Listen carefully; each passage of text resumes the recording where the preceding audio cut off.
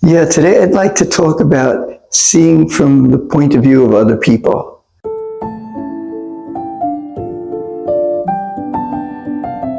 Generally had a very positive attitude towards things. So when people were negative or depressed or feeling different ways, I would always try to give them a positive outlook. So I felt like this was my job, to give people a positive outlook. So instead of listening to what they had to say, what they were feeling, I was always thinking, oh, how can I make them see it the way I'm seeing it, right? But that didn't help. And sometimes I'd even tease people a little bit to try to get them out of their way of seeing it.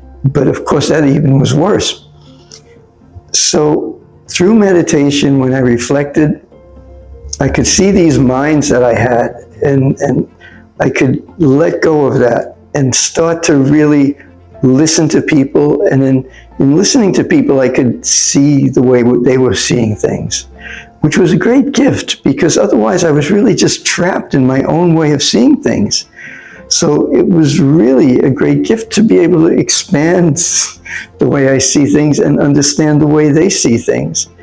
Because when everybody sticks to their own point of view, there's no coming together. But when we come together, we can support each other, and then people make their own changes in their own time. They don't need my advice to do it, but they do need support, that somebody else understands them and can share with them.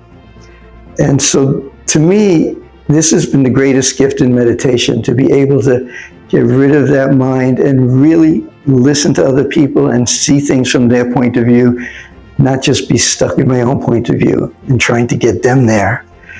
So I'm very grateful to this meditation for that.